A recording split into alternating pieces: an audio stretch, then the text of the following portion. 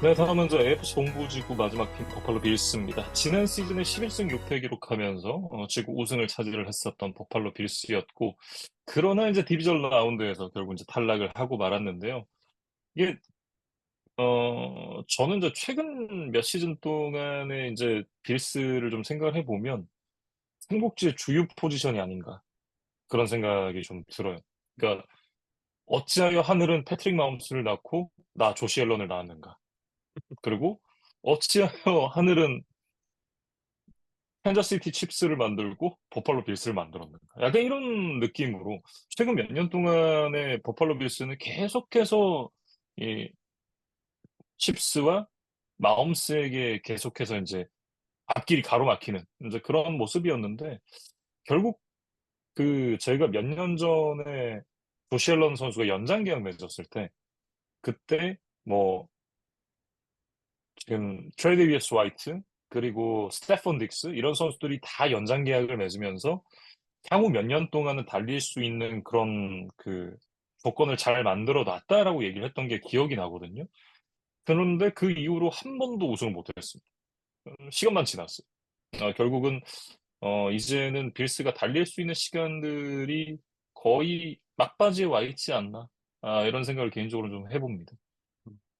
이게 빌스 뭐 구단이나 선수들 그다음에 팬들 입장에서는 조금 더 화날 수 있는 게 이게 음, 정규리그에서는 또 곧잘 칩스와 마홈스를 이기거든요. 그러니까 이게 뭐 어디서 만나든 계속 지면 그냥 안 되나 보다 그냥 뭐 지레 겁먹고 그냥 포기라도 할 텐데 사실 또 정규리그에서는 나름 경쟁력 있는 모습을 보이면서 종종 이 칩스를 음, 극복하기도 한단 말이에요. 그래서 그렇죠. 그리고 특히 지난 시즌 같은 경우는 정규 시즌에 칩스가 워낙 많이 흔들렸기 때문에 뭐 음, '올해는 만난다면 우리가 좀 이길 수 있지 않겠느냐.'라는 생각도 분명히 있었을 거고 실제로 시드도 더 높았어요. 그래서 음, 홈에서 또 칩스와의 디비저널 라운드를 갖기도 했는데 결국 이 큰 무대에서 계속해서 발목을 잡혔던 것이 좀 빌스와 조시 앨런에게는 계속 두고두고 좀 아쉬운 순간들이 아니었나 싶고 음, 뭐 빌스의 우승 도전 스토리는 뭐 워낙 유명하죠. 사실 1993 시즌 이후로 이제 슈퍼볼에 못 가고 있고 그 이제 4 연속 우승을 실패한 이후에 긴 음, 암흑기를 거치다가 이제 최근에 다시 조시 앨런이라는 엘리트 쿼터백을 얻으면서 반등을 했지만 결국 그 칩 켈리 시절에 달성했던 지금 슈퍼볼 진출도 못하고 있기 때문에 뭐 과정은 뭐 빌스가 꽤나 강력한 팀이라는 것들을 뭐 시대를 함께했던 저희는 기억하겠지만 아마 많은 음, 시간이 지난 뒤에 이 빌스가 생각보다 성과를 못 냈던 팀으로 기억이 될 수도 있겠다.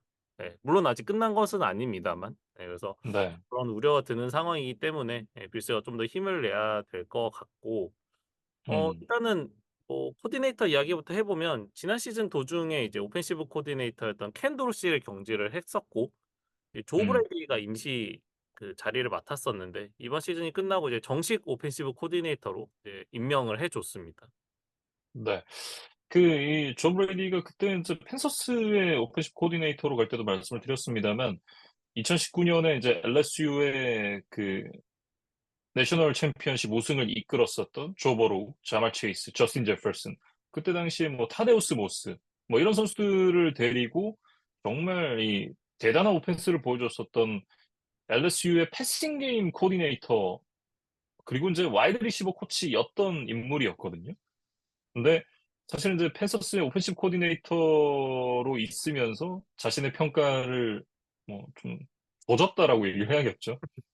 망가뜨리고 난 이후에 그 이후에 이제 다시 빌스에서 기회를 잡았고 사실 이제 지난 시즌에 와서도 뭐 워낙 이제 캔돌시가 좋지 않았었던 모습을 보여줬었기 때문에 그 이후에 자신의 평가를 다시 좀 끌어올리면서 어쨌든 이제 정식 오펜시브 코디네이터로 임명이 됐습니다. 어, 이제 정식으로 임명이 됐기 때문에 올 시즌 그리고 이제 뭐 다음 시즌이 있다라고 하면 그 다음 시즌까지 본인이 어떤 사람이다라는 걸 좀 잘 보여줘야 계속해서 이제 NFL 무대에서 모습을 보여줄 수 있지 않을까. 일단 한번 패서스에서 자신의 커리어를 망가뜨렸기 때문에 여기서 정식 오펜시브 코디네이터가 됐는데 좋은 모습을 보여주지 못한다? 그렇다라고 하면 다시는 NFL에서 코칭할 수 있는 기회가 없을 수도 있거든요. 뭐 그런 부분들을 생각을 해 본다면 이게 뭐 버팔로 빌스의 시즌도 물론 중요하지만 이 조 브레이디라는 사람의 개인적인 커리어에서도 굉장히 좀 중요한 시즌일 수 있다. 저는 그런 생각을 합니다. 음.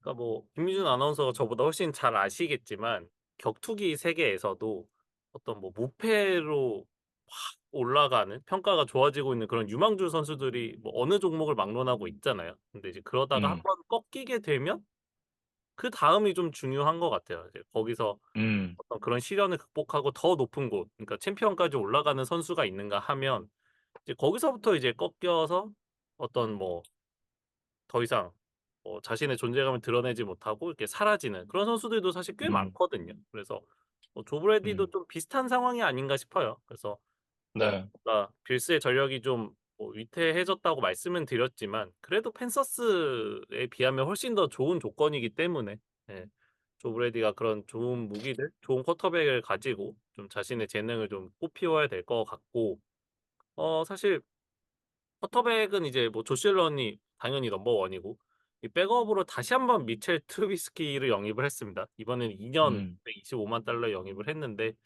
뭐 현실적으로는 그냥 이제 경험 있는 백업 쿼터백을 영입했다 정도의 이제 의미로 봐야 될 것 같고 음. 트루비스키를 필드에서 너무 많이 보지 않아야겠죠. 예 앨런이 건강하게 한 시즌 치르고 트루비스키는 앨런의 좀 휴식을 도와주는 그런 자원 정도로 좀 활용이 돼야 될 것 같습니다. 네. 뭐 아시다시피 앨런이 정말 튼튼하잖아요. 철강왕의 모습을 보여주고 있기 때문에 뭐 트루비스키가 필드 위에서 모습을 보이는 건 게임이 터지고 난 이후 정도이지 않을까. 아니면 뭐 이미 이제 그 지구 우승을 확정 지은 이후에 퍼스트 라운드 바이를 얻지 못하면 그러니까 1번 시드에 오르지 못했을 때 뭐 마지막 주에 휴식을 주기 위한 정도의 뭐 출장이라든가 이런 부분에 그치지 않을까라는 생각이 들고 그렇게 따지면 이제 미첼 트루비스키가 2년 525만 달러를 받은 건 글쎄요. 그 예전에 누가 이제 우스갯소리로 그런 얘기를 하잖아요. 역시 NFL에서 최고의 포지션은 백업 쿼터백이다. 뭐 이런 얘기를 하는데 어 정말 달달한 계약이지 않나. 그런 생각을 개인적으로 좀 해 봅니다. 그리고 이제 러닝백 쪽으로 넘어가면 지난 시즌에 워낙 활약이 좋았죠. 프로볼에 선정됐을 뿐 아니라 리그를 대표하는 러닝백으로 단숨에 성장을 했던 이 제임스 쿡이 여전히 있는 가운데 이번 음. 드래프트 4 라운드에 이제 켄터키 대학 출신의 레이 데이비스라는 신인 선수를 뽑았어요. 그래서 이 선수에 대해서 좀 음. 살펴보면 단신이기는 한데 굉장히 좀 피지컬 좀 탄탄하다고 해야 될까요? 예 그래서 좀 파워에 강점이 있는 러닝백이라는 평가를 받고 있고 그것과는 또 별개로 지난 시즌에 리시빙 터치다운을 7 개나 기록을 했더라고요. 그래서 패스 음. 캐치에도 어느 정도 강점이 있는 선수라는 평가예요. 그래서 음. 뒤이어 이제 말씀드리겠지만 사실 리시버 쪽에 좀 공백이 많이 생겼기 때문에 음 아무래도 러닝백들에게 더욱더 많은 캐리, 더욱더 많은 공격 기회가 좀 가지 않을까 싶거든요. 그래서 음. 제임스 쿡과 얼마나 그 짐을 나눠서 들 수 있는지 데이비스도 물론 4 라운드 출신이긴 하지만 이번 시즌 빌스의 어떤 성패에 굉장히 좀 키맨이 되지 않을까 그런 생각이 듭니다. 음. 네. 그리고 인제 그 이번 시즌 빌스에 뭐 여러 가지 뉴스가 있습니다만 재밌는 뉴스들이 많은데 그중에 가장 빅 뉴스는 역시나 이 넘버 원 리시버였던 스테폰 딕스를 트레이드로 보낸 거죠. 휴스턴으로 인제 보냈는데 사실 인제 그 미네아폴리스 미라클을 만들어낸 이후에 스테폰 딕스가 빌스로 건너와서 4년 동안 이제 넘버 원 리시버 역할을 잘 해 줬습니다. 그 이후에 인제 빌스가 내년 드래프트 2 라운드 픽 한 장을 받는 대신에 딕스 그리고 인제 올해 6 라운드 픽 그리고 내년 5 라운드 픽을 묶어서 보냈거든요. 그러니까 이게 딕스가 이제 적지 않은 나이라고는 해도 최근 6년 연속 1000 리시빙 야드를 기록을 했었고 뭐 '이렇게 이제 염가에 보낼 이유가 있느냐.'라고 인제 뭐 할 수도 있는데 근데 이제 최근에 인제 스테판 딕스와 버팔로 빌스가 좀 관계가 좀 틀어졌거든요. 근데 그런 부분에서 일단은 빌스가 이제 팀 케미스트리를 깨느니 일단은 좀 보내겠다라고 좀 결정을 한 게 아닌가 이렇게 보여집니다. 그러니까 뭐 지난 시즌에 미니 캠프 뭐 첫날에도 좀 불참을 했었고, 예, 뭐 개인 SNS나 뭐 이런 것들을 통해서도 빌스를 곧 떠날 것이라는 좀 암시, 뭐 뉘앙스를 계속해서 좀 풍겨왔다고 해야 될 것 같아요. 근데 결국에는 이번 오프 시즌에 이제 딕스가 다시 한번 이적을 하게 됐고, 이번 음, 트레이드를 통해서 사실 빌스가 뭐 넘버원 리시버를 잃은 것도 잃은 것이지만, 역대 이제 와이드 리시버 선수들 중에 가장 많은 그 데드캡, 3,100만 달러가 넘는 이 데드캡을 또 떠안게 됐거든요. 그래서 전체적인 로스터를 음. 구축하는 데도 좀 어려움을 겪었다. 그러니까 딕스의 대체자를 구하는 데도 굉장히 좀 난항을 겪을 수밖에 없었다라는 좀 이야기를 드려야 될 것 같아요. 이게 그 3,100만 달러가 되는 데드캡이면 거의 뭐 재앙 수준이죠. 이게 쿼터백이 남긴 데드캡이 3,100만 달러라 그래도 와, 미쳤다라는 얘기가 나올 텐데 이게 리시버가 남긴 데드캡이라고 생각하면 글쎄요. 이거는 이제 그 구단 입장에 좀 사고를 당한 느낌인 거죠.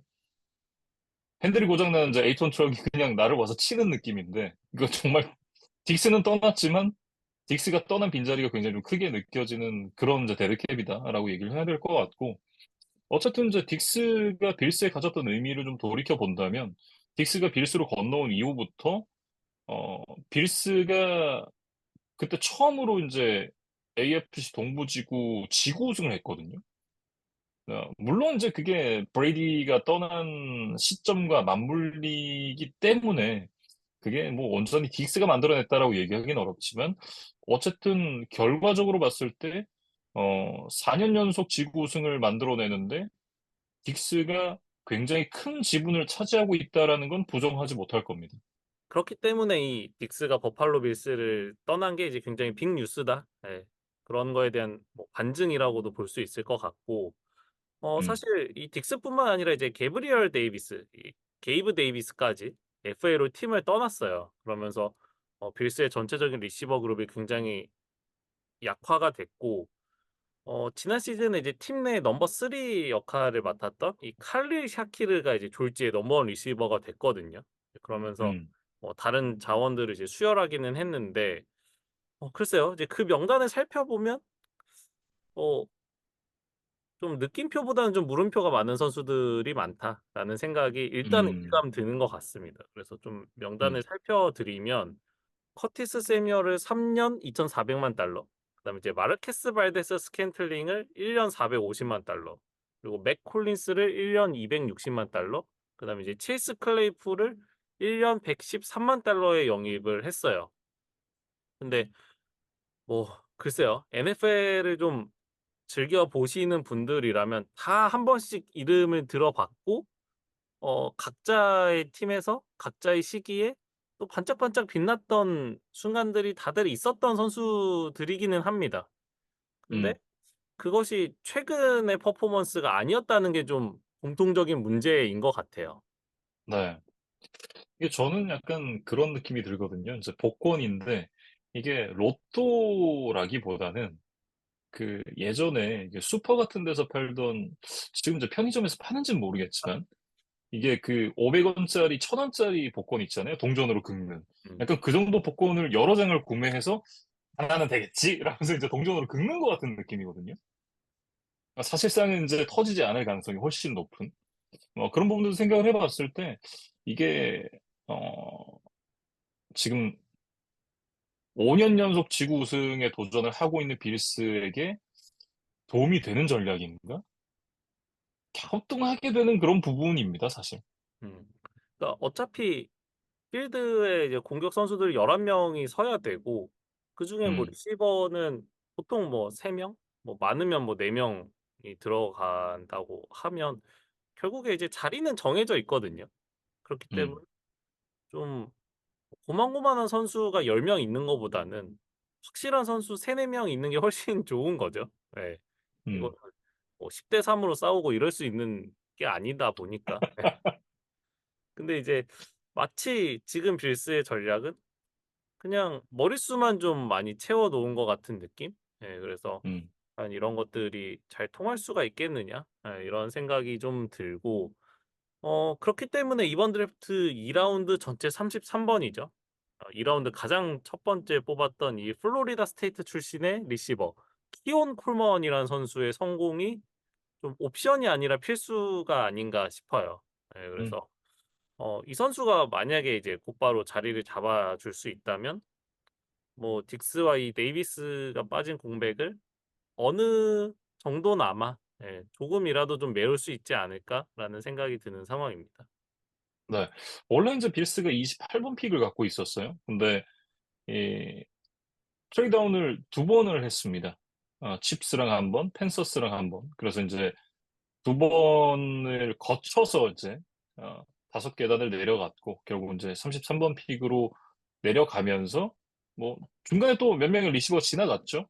대신에 이제 더 많은 픽을 좀 얻어가는 그런 전략을 택했는데 이게 또 어떤 결과로 이어질지는 한번 좀 지켜봐야 될 것 같고 콜먼에 대해서 좀 얘기를 해 보자면 이 선수가 인제 키가 굉장히 큽니다. 193 센티미터의 장신 리시버인데 뭐 늘 그렇듯 이제 키 큰 리시버가 스피드가 잘 없잖아요.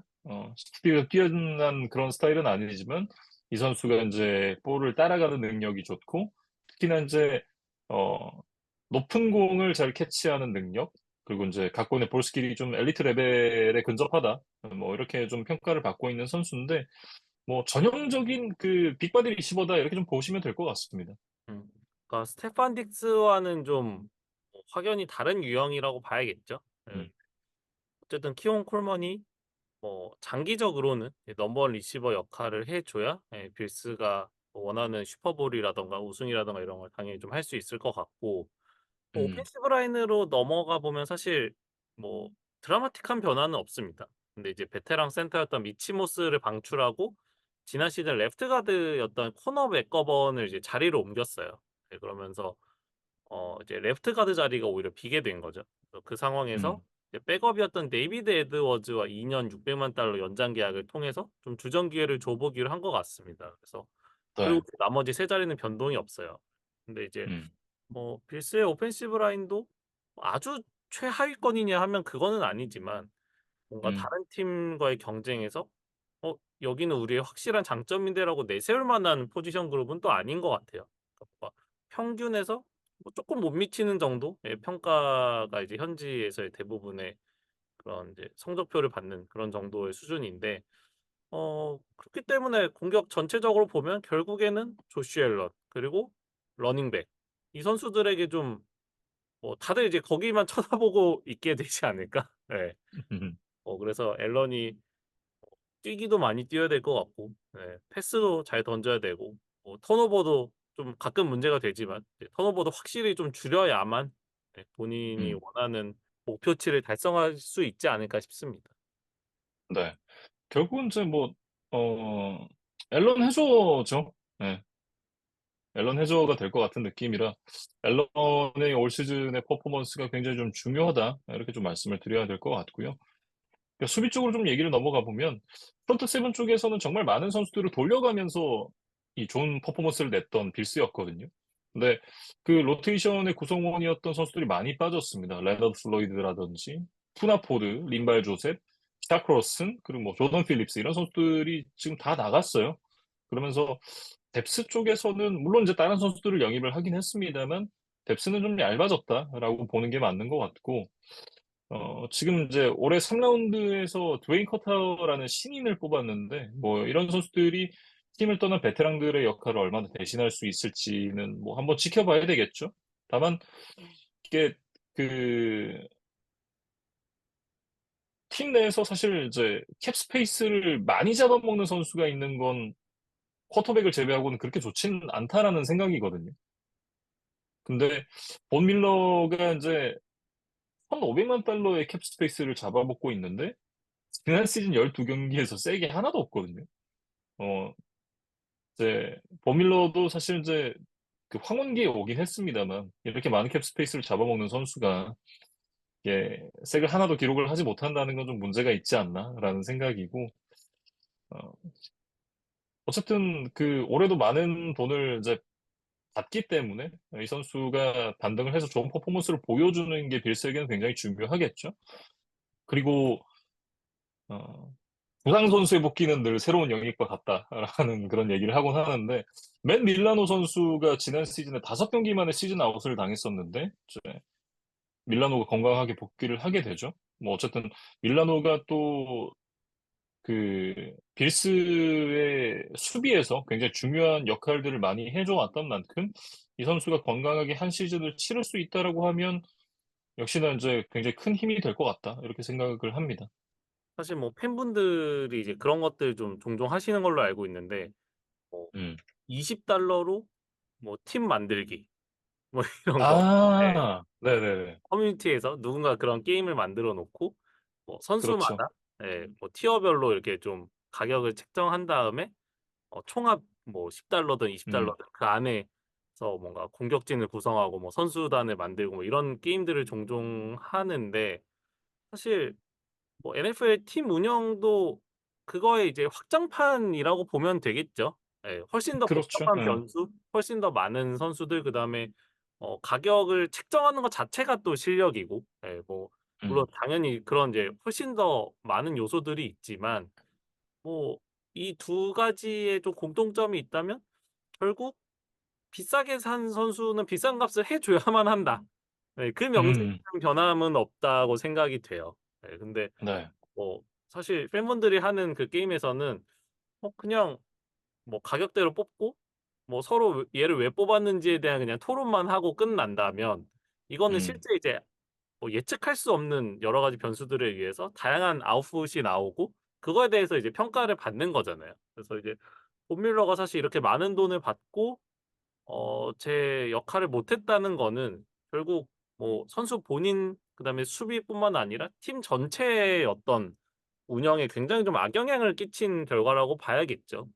음, 필요하기는 좀 미안한 이야기지만 그래서 네, 뭐 덴버 시절에 워낙 뭐 정점을 또 찍었던 선수이기 때문에 지난 음, 시즌에 어떤 부진을 좀 딛고 올해는 결국엔 좀 밥값을 해 줘야 된다. 그 얘기를 좀 길게 음, 제가 드린 것 같고 네, 이거는 이제 쪼끔 빌스의 뭐 당장 올해의 성적 혹은 전력과는 좀 무관한 이야기일 수 있는데 음, 딕스의 어떤 트레이드 소식만큼이나 또 팬들의 흥미를 또 끄는 뉴스가 하나 있어서 그거를 대해서 또 좀 준비를 해 봤습니다.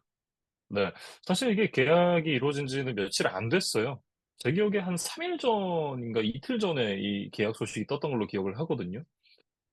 이번 오프 시즌에 2020 도쿄 올림픽, 2020이라고 쓰지만 실제로는 2021년에 열렸던 것. 레슬링 자유형 125kg급에서 금메달을 차지했었던 게이블 스티븐슨이라는 선수와 3년 계약을 맺었어요. 그러니까 이 선수가 이제 최근에는 이제 WWE 프로레슬링에도 도전을 하기도 했었는데 커리어에서는 이게 풋볼 경험이 한 번도 없다 그래요. 근데 이제 커리어 사상 없었지만 실제로 이제 친구들이랑 풋볼을 한 번도 안 해봤느냐? 그건 저희가 알 수 없는 부분이죠.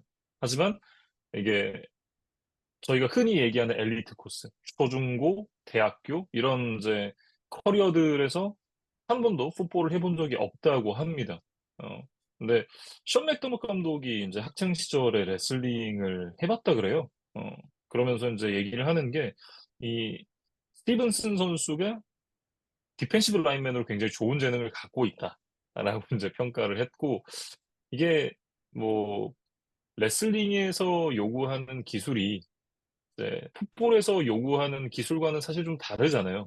그러니까 정말 그 예전에 제가 엘리트 수준에서 이제 레슬링을 했던 분과 한번 이제 그 스파링을 해볼 그런 기회가 있었는데, 근데 엘리트라고 해서 이제 이게 그 뭐 국가대표급은 아니긴 했습니다만, 확실히 이게 레슬링을 하셨던 분들이 갖고 있는 어떤 신체적인 밸런스라던가 이런 부분들이 좀 남다르긴 하더라고요. 근데 그래서 이제 션 맥도머 감독이 얘기하는 이런 부분들이 어느 정도 이해가 가긴 하지만 어쨌든 이 정말 최고의 무대인 NFL 무대에서 당장 D라인으로서 통할 만큼의 테크닉을 갖고 있지는 않을 거잖아요. 풋볼을 전문적으로 해보지 않았기 때문에. 하지만 이 선수가 이제 갖고 있는 레슬링 선수로서 갈고 닦아온 신체적인 밸런스, 힘, 이런 부분들이 D라인으로 특히나 이제 이게 전 세계 1등을 해본 선수니까 특히나 이제 통할 만한 그런 요소들이 많다라는 데는 저도 동의를 좀 하게 되는 것 같고 이 선수가 글쎄요 올해 데뷔전을 치를 수 있을지는 모르겠지만 이 내년이라던가 내후년쯤 NFL 무대에서 또 어떤 모습을 보여줄지 저도 굉장히 좀 기대가 되는 부분입니다. 그러니까 굉장히 뭐 뒤늦게 풋볼을 시작하는 것은 맞지만 이 선수 음, 자체가 나이가 많은 건 또 아니에요.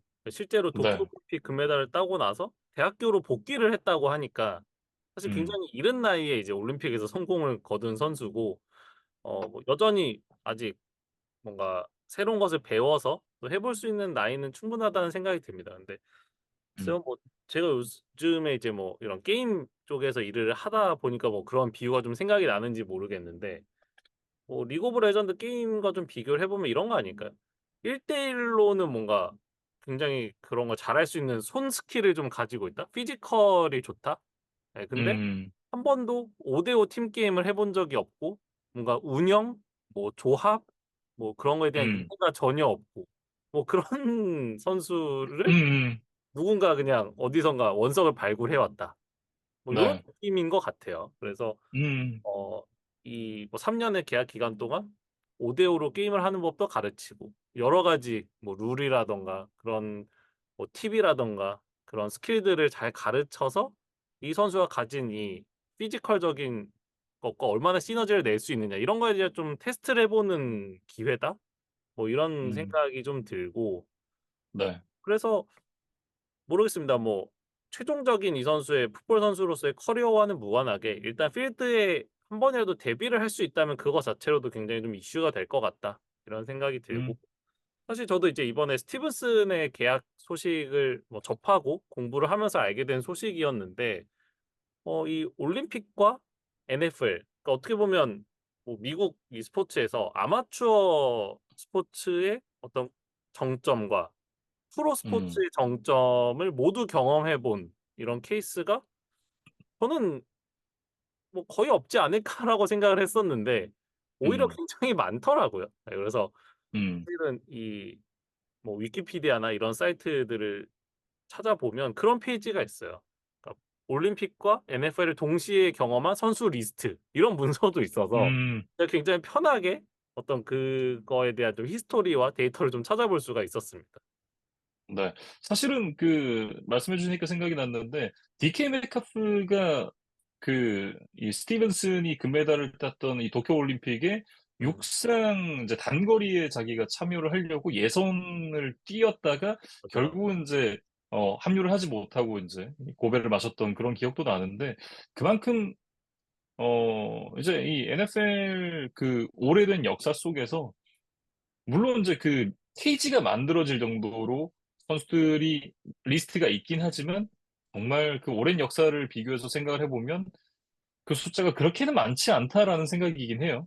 어 뭐 저는 음. 좀 다른 생각인데 한번 네. 제가 한번 데이터를 드려 볼 테니까 팬분들도 좀 각자의 의견을 또 생각을 해 음. 보시면 아주 흥미로운 주제가 될 것 같습니다. 그래서 네. 어 이 NFL과 올림픽을 동시에 경험한 선수의 수만 보면 40 명이 넘어요. 아마 41 명으로 제가 음. 기억을 하는데 그런 선수들이 있었고 그중에 올림픽 금메달을 차지했던 선수가 NFL에서 뛴 거는 15 명이 있었습니다. 그래서 음. 그 선수들이 이제 올림픽에서 어느 종목에 뛰었느냐를 좀 또 정리를 해 놓은 게 있어서 보니까 일단은 육상 쪽이 가장 많았어요. 예 뭐 음. 피지컬적으로 가장 원초적인 종목이니까. 그런데 이제 이 스티븐슨과 같은 레슬링도 꽤 있었고 뭐 럭비, 핸드볼 그다음에 이제 또 흥미로운 건 이제 동계 올림픽에 참가한 선수들도 3명 있었더라고요. 그래서 뭐 음. 봅슬레이라든가 뭐 프리스타일 스키라든가 뭐 이런 데 도전을 했던 선수들도 있었습니다. 그래서 굉장히 좀 재미있었고 어 올림픽 출전 자체도 이제 엄청난 꿈이지만 이제 그중에 금메달을 차지하는 건 정말 뭐 정점 중의 정점이죠. 그리고 음. NFL에서 선수로 뛰는 것 자체도 엄청난 영광이지만 그중에 슈퍼볼 우승을 차지할 수 있다면 그거는 진짜 대대로 남는 가문의 영광이잖아요. 음, 이 둘 중에 하나를 해내고 뭐 생을 마감하는 사람도 거의 없을 텐데 이 두 가지를 다 많지 한 않죠. 사람이 있었을까? 예 뭐 이런 것도 또 궁금하더라고요. 그래서 또 음, 찾아보니까 역대 딱 한 명의 그런 사례가 있었습니다. 음. 이게 이제 1964년 이제 도쿄올림픽 육상 100m, 400m 계주에서 이관왕에 올랐었던 밥 헤이스라는 이제 그런 선수였는데 육상을 끝내고 난 이후에 풋볼 선수로 이제 전향을 해서 11년 동안 와이드 리시버로 뛰었습니다. 그러면서 세 번의 프로볼, 두 번의 퍼스트 팀 올프로에 선정될 정도로 좋은 퍼포먼스를 보여줬고 결국 이제 1971 시즌에 달러스 카우보이스 소속으로 슈퍼볼 우승 반지를 이제 차지를 한 바가 있습니다. 이게 그 밥 헤이즈와 이제 게이블 스티븐슨의 공통점은 사실 이제 밥 헤이스도 이제 도쿄올림픽에서 메달을 땄고, 게이브 스티븐슨도 이제 도쿄올림픽에서 메달을 땄으니까 이 두 선수가 좀 이제 공통점이 있다라고 이제 생각이 들 수 있는데, 사실 공통점은 이것뿐이에요. 다만 이제 게이브 스티븐슨은 이미 이제 올림픽에서 금메달 한번 땄기 때문에 또 이제 슈퍼볼에서 우승을 만들어낼 수 있을지, 꼭 이게 빌스가 아니라고 하더라도 이제 어, 향후 이제 NFL 무대에 잘 적응을 해서 언젠가는 또 뭐 우승을 할 수 있을지 뭐 이런 부분도 굉장히 좀 궁금해지긴 하네요. 음. 그러니까 뭐 이런 것과 좀 비슷한 것 같아요. 이 우사인 볼트가 사실 뭐 축구 선수를 뭐 도전한다 막 이런 이야기도 있었죠. 그래서 뭐 예를 들면 뭐 월드컵이라든가 챔피언스 리그에서 우승을 차지하면 얼마나 이게 이슈가 되고 음, 센세이셔널했을까. 예. 뭐 저희가 이 바페이스의 시대의 풋볼을 보지는 못했지만 왠지 그런 음, 느낌이었을 것 같고 사실 헤이스가 이제 65 년부터 NFL 선수 커리어를 시작을 했는데 초창기부터 곧바로 프로볼과 막 퍼스트 팀 올 프로에 선정이 막 됐더라고요. 그래서 음, 정말 이렇게 빠르게 물론 이제 지금보다는 좀 시스템적으로 덜 조직된 풋볼이었으리라 추측은 되지만 그럼에도 음, 불구하고 이렇게 빠르게 적응해냈다는 것이 굉장히 좀 놀라웠고 쪼끔 전성기가 지난 이제 71 시즌에 우승을 차지하기는 했지만 슈퍼볼 경기에서도 이제 직접 출전을 하면서 분명히 우승에 일조를 했었던 그런 이제 화려한 커리어를 보냈습니다. 그래서 음, 과연 이 게이블 스티븐슨도 만약에 이 슈퍼볼 우승을 해낸다면 이제 디펜스 선수로는 또 최초의 역사에 이름을 또 올릴 수가 있게 돼요. 예 그래서 음. 어 저희가 당장 이번 시즌에 이 스티븐슨의 모습을 NFL 필드에서 보긴 좀 어렵겠지만 이 이름을 잘 기억해 두셨다가 네 언젠가 필드에서 만났을 때 또 반갑게 뭐 인사할 수 있는 또 반갑게 우리가 맞이할 수 있는 네 그런 선수가 됐으면 좋겠습니다. 다시 이제 원래 얘기로 돌아가서 일단 이제 그 프런트 세븐 쪽에 대한 얘기를 좀 했었고 이제 세컨더리 쪽의 변화를 좀 얘기를 해야 될 그런 때가 됐는데 앞서 이제 저희가 그런 얘기 했었잖아요. 조시 앨런의 연장 계약, 스테폰 딕스의 연장 계약, 그러면서 그리고 이제 트레이비스 화이트까지 이 코어가 될 수 있는 선수들에 대한 연장 계약을 마쳤다라고 이제 그 초반에 얘기를 했었는데 그 트레이비스 화이트가 팀을 떠났습니다. 이제 램스로 떠나게 됐고 사실 이제 트레이비스 화이트가 이제 인터셉션 왕을 차지를 하면서 뭐 정말 그 절정의 기량을 보내던 시기가 있긴 했습니다만 최근에는 그런 모습을 사실 보여주질 못했고 기량이 좀 많이 떨어졌죠.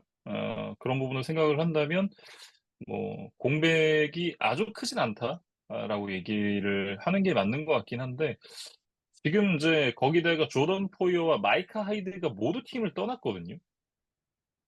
그러면서 지금 이제 그 뎁스 차트를 보면 에, 레이첼 더글라스와 크리스티안 벤포드가 지금 코너백 주전으로 이름을 올리고 있고 세이프트 쪽에는 이제 글쎄요 뭐 일단 이제 호이어는 돌핀스로 갔다라고 앞서 이제 돌핀스 편에서 말씀을 드렸었고 하이드가 FA로 남아 있는 상태이기 때문에 빌스로 다시 올 수도 있을 가능성이 있긴 합니다만 뭐 글쎄요 일단 본인이 팀으로 오겠다라는 의지는 강한데 빌스가 계약을 안 하는 걸 보면 뭐 어떻게 될지는 잘 모르겠습니다. 근데 지금 뎁스 차트에 남아있는 선수가 테일러 랩 그리고 마이크 에드워즈.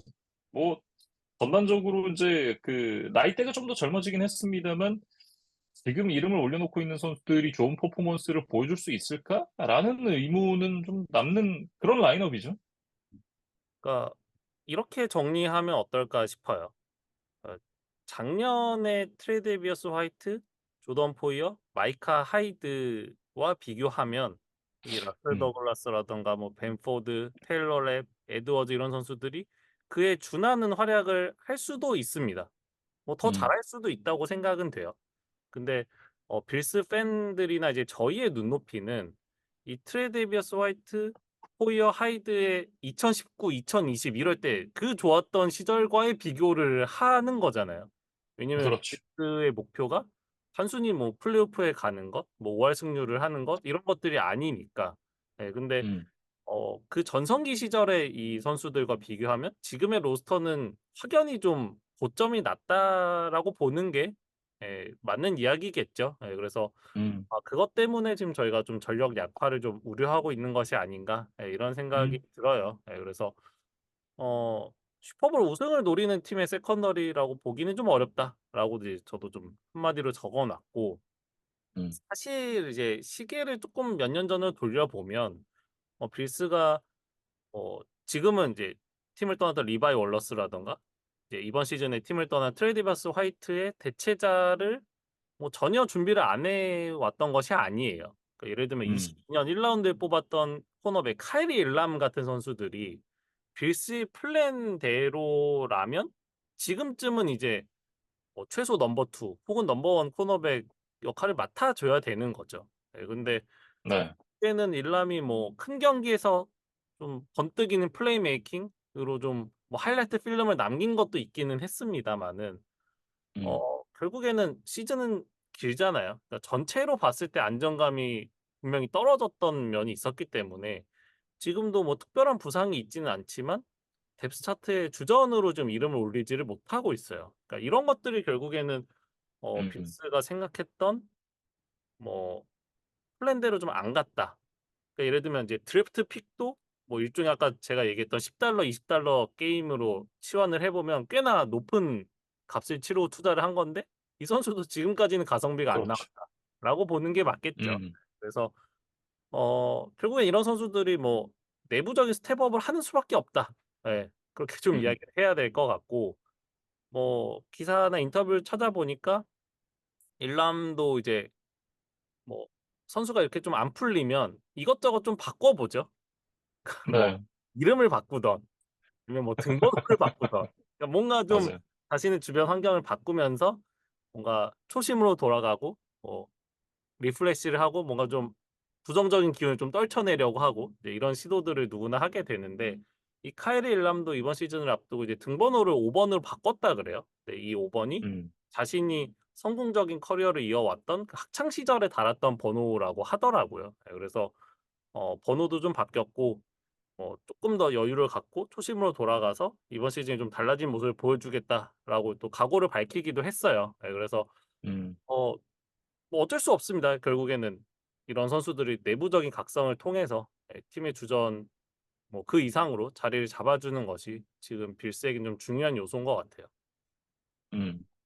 뭐 어쨌든 전반적으로 돌이켜 봤을 때는 빌스가 지금 지구 우승에 만족할 수 있는 팀이 아니잖아요. 지금 이제 골든타임에 거의 막바지가 왔기 때문에 달려야 되는 팀인데 글쎄요. 지금 슈퍼볼 우승은 고사하고 칩스를 또 넘을 수 있을까? 혹은 그 칩스까지 가지 않더라도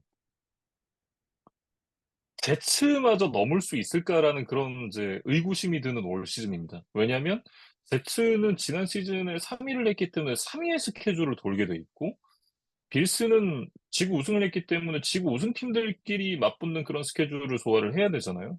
그런 부분들까지 고려를 해봤을 때는 글쎄요, 빌스 혹은 이제 강력한 공격을 바탕으로 많은 득점, 그러니까 본프레식 풋볼을 할 것으로 예상되는 이 돌핀스와의 지구 우승 경쟁마저도 지금 넘어설 수 있을까라는 생각이 좀 들기는 하거든요. 여러모로 지금 이제 5년 연속 지구 우승에 도전을 하고 있는 빌스인데 지금 지구 우승마저도 좀 쉽지 않아 보이고 AFC 우승은 더 어려워 보이는데 슈퍼볼 우승이 과연 가능할까?라는 생각이 저는 듭니다. 그러니까 뭐 저도 이제 초를 치고 싶은 생각은 없지만 정말 이제 빌스 음, 팬들에게 이제 최악의 시나리오라면 이런 거겠죠. '아 플레이오프에서 칩스 만나서 떨어지던 때가 그립다.'